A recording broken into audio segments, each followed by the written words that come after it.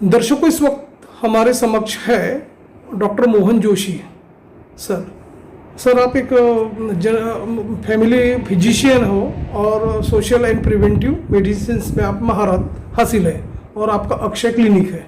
तो सर, हम आपसे ये जानना चाहेंगे कि ये जो बैक्टीरियल इन्फेक्शंस और जो फ्लू के जो प्रॉब्लम्स अभी दिन पे दिन बढ़ते जा रहे हैं, तो आप ये बताइए इसकी क्या मुख्य वजह है, उस बारे में आप बताइए।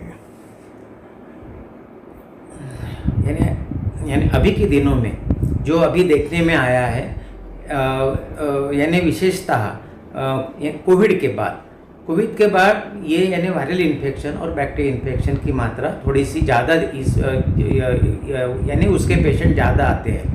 कोविड के कारण काफ़ी लोगों की रोग प्रतिकारक शक्ति को काफ़ी धक्का पहुंचा हुआ है।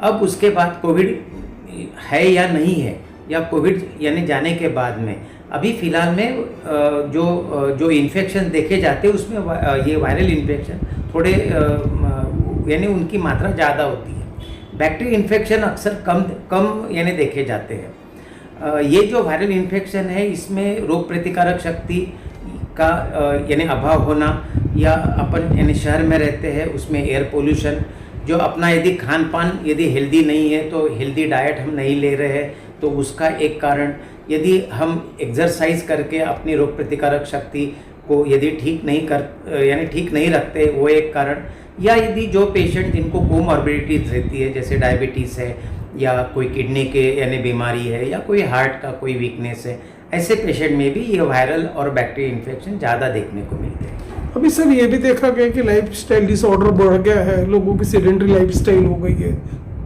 युवा लोग भी देखा काम कम करते हैं और थोड़े इसमें ओबिसिटी फैटिक के प्रॉब्लम आते हैं। ऐसे लोगों को इस तरह के जो वायरल इन्फेक्शंस घेरने के कितने चांस होते हैं, उस बारे में आप बताइए।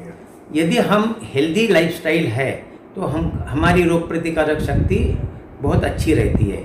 हमारी यदि हेल्दी लाइफस्टाइल नहीं है, जैसे हम यदि हम सेडेंटरी लाइफस्टाइल है, हम यदि एक्सरसाइज हम नहीं करते हैं, पर्टिकुलरली एक्सरसाइज में मैं हमेशा बताऊंगा कि जिम जाना ये हमारी रोग प्रतिकारक शक्ति बढ़ाने के लिए एक्सरसाइज नहीं है। एक्सरसाइज के लिए साइकिलिंग करना, जॉगिंग करना, स्विमिंग करना, योगा करना, प्राणायाम करना, ये रोग प्रतिकारक शक्ति को बढ़ाता है।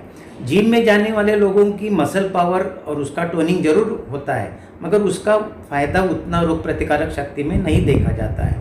जो ओबेसिटी की बात है, इसमें जो सेंट्रल ओबेसिटी होती है जिसमें पेट अपना जो है वो बहुत ज़्यादा छूट जाता है और ये अपना हिप और वेस्ट रेशो जो है वो ज़्यादा बढ़ जाता है, ऐसे लोगों में देखा गया है कि ये ओबेसिटी पर सी ये भी एक बहुत बड़ा रिस्क फैक्टर है। सर, ये भी देखा गया है कि काफ़ी जो यंगस्टर्स जो है ये जिम में जाते हैं और जिम में जाके स्टेरॉइड्स की ज़्यादा इंटेक करते हैं, और कोरोना काल में ऐसा भी हुआ है, लोगों को लाइफ सेविंग में स्टेरॉइड दिया गया। तो अभी देखा जाए उसके कॉम्प्लिकेशंस बढ़ते जा रहे हैं, तो इनको दमे के बहुत प्रॉब्लम्स बढ़ गए, और सेकंड थिंग इनके फुफ्फुस में प्रॉब्लम आ गए, लंग्स इन्फेक्शंस के प्रॉब्लम बढ़ गए। तो आप ये बताइए, उससे बचने के लिए, उसके प्रिवेंशन के लिए कुछ है क्या उपाय? देखिए, कोविड के बाद में सबके लंग के प्रॉब्लम थोड़े बढ़ गए हैं। कोविड ये जो था, ये जो वायरस है, इसने लंग के ऊपर ही मेनता यानी अटैक किया हुआ है। जो पेशेंट को कोविड हो गया फिर जिनके ख्याल में आया और वो दुरुस्त भी हो गए, ऐसे पेशेंट को लंग का फाइब्रोसिस देखने में मिल रहा है। तो लंग का फाइब्रोसिस यानी जब भी होता है तो लंग की जो कैपेसिटी है, जो उसकी वर्किंग कैपेसिटी है, वो अपने को यानी कम हो जाती है। और यदि हमारे लंग की वर्किंग कैपेसिटी यदि कम होगी तो फिर हमें कोई भी वायरस, कोई भी बैक्टीरिया जल्दी से पकड़ लेता है। यदि हमारे लंग की कैपेसिटी को अपने को अच्छे से जैसे नॉर्मल के यानी उसको नॉर्मल करना है, तो उसके लिए योगा ये सबसे बड़ा यानी इलाज है। साइकिलिंग, जॉगिंग ये भी अच्छे इलाज है, जिसमें थोड़ा सा जो टोनिक एक्सरसाइजेस हम बोलते हैं, जिसमें बॉडी का टोन भी बढ़ता है और एक्टिविटी की लेवल भी बढ़ती है। श्वास लेने का जो ये है, या जैसे हम काफ़ी लोगों ने कोविड के इसमें किया होगा, हम लंग को एक्सपांड करते थे, एक आधा जो फुगा रहता है उसको यानी उसमें यानी हवा भरते थे और उससे लंग की कैपेसिटी बढ़ती थी। ऐसे ही हम यदि अनुलोम विलोम है या फिर ये अपन जिसको ये जो कपालभाति है, इसका भी काफ़ी मात्रा में अपने को फ़ायदा होता है।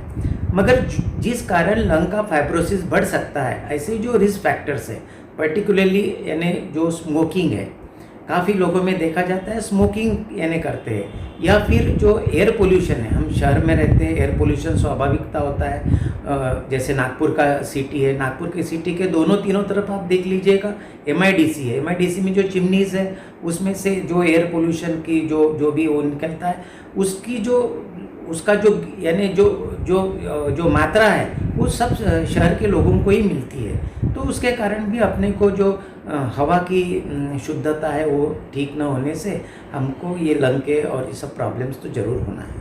चलिए, एक है हमारा जो भोजन है वो बैलेंस डाइट के पास हो। हम जो नॉर्मल जो अपना घर में जो खाते हैं, दाल रोटी सब्जी चावल, वो खाए। उसके साथ में फल फ्रूट और जो वेजिटेबल सलाड्स होते हैं उसकी मात्रा आप अच्छे से लो। उसमें जो प्रोटीन्स होते हैं उसकी मात्रा यदि ठीक रही, जैसे यानी सलाड में हम कोई स्प्राउट्स डाल सकते हैं, वो यानी हमने लेना चाहिए। ये होगी यानी खान पान की पहली बात। दूसरी बात होती है हमने हमारे रोज के यानी दैनंदिन जीवन में 1 घंटे का एक्सरसाइज करना ही करना है। अब यदि 1 घंटा एक्सरसाइज बोले तो लोगों को बहुत कठिन लगता है। मिनिमम यदि हमने सोचे तो 150 मिनट हर सप्ताह में एक्सरसाइज होना ही चाहिए, ये कंपलसरी है, इससे कोई छुट्टी नहीं है। तीसरी जो चीज़ है जो हम अक्सर यानी ये अपनी रोग प्रतिकारक शक्ति के लिए भूल जाते हैं, वो यानी 7 घंटे की नींद। और 7 घंटे की नींद यानी कभी भी नहीं, मगर 7 घंटे की नींद जो रात्रि की नींद है, जब कोई भी इंसान सोना चाहिए, जैसे 10 बजे से तो सुबह 6 बजे के यानी बीच में, ये सब हमने करना चाहिए। ऊपर से ये जो हम आजकल मोबाइल और इसका जो उपयोग करते हैं, इससे हमारे नींद का पैटर्न काफ़ी यानी बहुत ख़राब हो गया है। मैं मेरे सभी पेशेंट्स को हमेशा बताते रहता हूँ कि 9 बजे के बाद आप स्क्रीन टाइम बंद कर दो। बाकी लगे तो संगीत सुनिए, किसी का अच्छा भाषण सुनना है, कोई हेल्थ टॉक्स रहते हैं, कोई कुछ अच्छे बातें भी होती है, वो आप कान में सुनिए, आँखों को बंद करवा दो। आँख ही अपना कैमरा होता है और कैमरे को जब तक ये बंद नहीं करेंगे तब अपनी नींद नहीं हो सकती। तो 7 घंटे की नींद, 1 घंटे का एक्सरसाइज और बैलेंस डाइट, ये 3 चीज़ें हम यदि करते हैं, और पर्टिकुलरली 45 और उसके बाद की उम्र में, तो मुझे लगता है हम जल्दी बूढ़े भी नहीं होंगे। हम जैसे आज तरुण लगते हैं वैसे ही आप हमेशा के लिए तरुण भी रह सकते हैं। सर, जो पेशेंट आपके अक्षय क्लिनिक में विजिट करते हैं, तो आप ये बताइए कि अक्षय क्लिनिक में किस तरह से लाइन ऑफ ट्रीटमेंट अवेलेबल है, उस बारे में थोड़ा बताइए। मैं अक्षय क्लिनिक में जो यानी काम करता हूँ वो एक यानी फैमिली फिजिशियन करके काम करता हूँ। हमारे यहाँ छोटे बच्चे से तो यानी जो भी जितने भी बूढ़े होते हैं, क्योंकि मेरी जो स्पेशलिटी है वो यानी फैमिली फिजिशियन करके है। फैमिली में तो, और मैंने इतने लगभग अभी 35 साल से मैं काम कर रहा हूँ।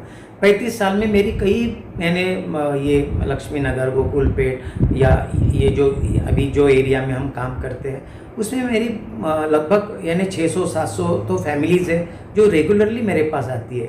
और मैं उनके छोटे बच्चों के वैक्सीनेशन से पकड़ के जो अपने ये जो यानी बूढ़े लोग होते हैं उनके पूरे प्रॉब्लम्स हम करते हैं। हमारे अक्षय क्लिनिक में हम यानी हर सप्ताह में एक बार यानी शनिवार के दिन पूरा हेल्थ कैंप लेते हैं।